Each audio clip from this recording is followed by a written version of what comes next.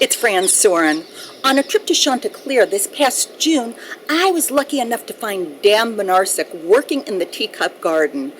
I asked him to give us a tour and to talk about it. This is his domain. Once again, the Teacup Garden, the entryway garden, the Courtyard Garden, and the tennis court garden. But we focused on the Courtyard Garden and the Teacup Garden, which is really one of the showpieces at Chanticleer. Now, I was holding the handheld camera. I didn't have my tripod, so warning. It's a bit shaky. Poor Dan was cut in and out somewhat, but what he has to say is valuable, and what he shows us, his work of art, is extraordinary.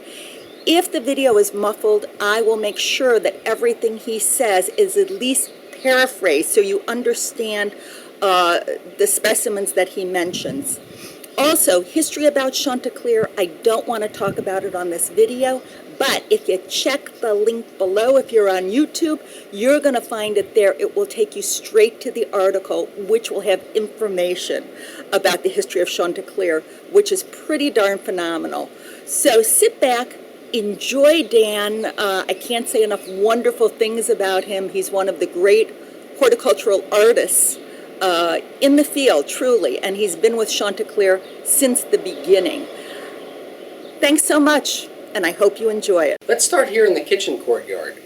This is the area immediately off the parking lot. It's one of the first areas that the visitor will experience when they enter into the gardens at Chanticleer. Immediately to my right are the restrooms, which is another first stop for many people. But when they continue, they enter into this paved courtyard. I call it the kitchen courtyard because it's immediately adjacent, the kitchen, or what was the kitchen in our administrative building. This was also used as a laundry courtyard for a brief time. But the most important part about this is there are no planting opportunities. There are no beds per se. But if you notice, there's quite a lot of plantings in here. So I always like to start visitors in this area so they can say that, or they don't have the excuse that I don't have a place to garden, because we use a lot of containers here, and this is an entirely contained garden space. So for urban people and terrace and window box? Absolutely. I mean, as time moves on, our spaces sometimes get smaller. We move into condominiums, apartments. We don't have gardens. We have balconies. We have windowsills. We just have to adjust how we garden. Not should we garden or not, but how we garden. Good point. Well taken. So like I say, there's a multitude of different container ideas in here. A few of the container principles, I'll keep this very quick, that I always practice and I always consider. Fran, to your right, this Schefflera, giant. Think about scale. A tiny little plant in a tiny little pot is just silly and it's not worth your effort. Have something that's really, really worthwhile. Make it have some presence in your garden. Continuing over to the right, repetition. For example, I have 3 terracotta pots with a New Zealand subshrub called Coprosma. It's just a foliar plant, has an insignificant flower. But my point here is look at the repetition. It adds strength and confidence to the design. Below that, a Pennisetum Princess Caroline, a dark foliaged Pennisetum that doesn't flower. Now some people would say, what good is a foxtail if it doesn't flower? Well, that means that it keeps growing foliage. It keeps pushing foliage. And frankly, that's what I want with my grasses. Of course. I primarily want foliage. But again, repetition of the container, of the plant. And like I say, it imparts confidence in your decision in your plants and confidence in your design. And visually, for the eye, it's very pleasing. It's pleasing, it's soothing, the eye can follow along that without being disturbed. But conversely, a combination over here is almost a chorus of different plants.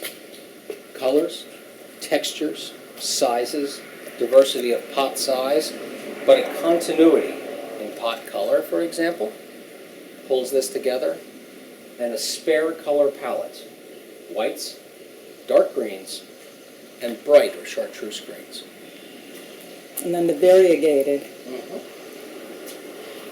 So all within the same space, yet very different personalities in the container. How would you tell the homeowner it's when you don't have this kind of space, would you stick to one theme, or do you think you can still mix the repetition and then getting, I think to start, I always like to suggest that people start with one large container.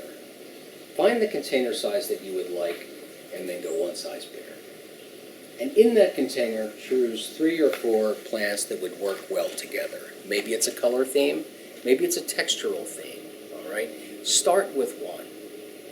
If you're successful, and I'm sure you will be, build on your successes, okay? Develop the confidence to take the next step. And then maybe add 2 smaller containers later in the season. Perhaps having one of those plants from the initial container fall into that lower container, and then you begin to have the repetition.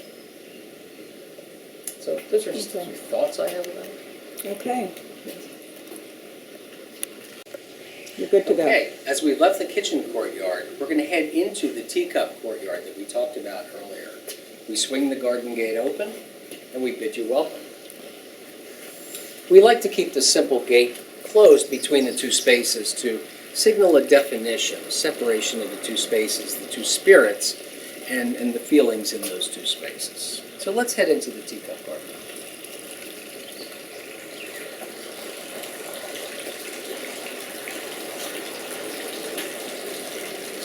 Again, this is a garden where I utilize a lot of containers. If you notice, many of the containers have the same plant combination in them. The bright orange bromeliad with the trailing heliochrysum or dichondra. Okay, gives a nice silver on the black of the containers. But the repetition of that bromeliad, both in containers and it carries into the bed as well, again signifies that confidence in an aesthetic, in a plant decision. The bromeliads, and then you're talking about the silver, the artemisia. The dichondra, which is pouring from the containers, but is repeated with the artemisia in the beds, for example. Artemisia in the containers would overwhelm the container. But the silver color is what pulls it together as well. We want some things to unify. We have the form and the color of the bromeliads in container and bed, but we have the silver in the trailing dichondra, the artemisia, as well as the silver willows in their standard form popping up out of the bed.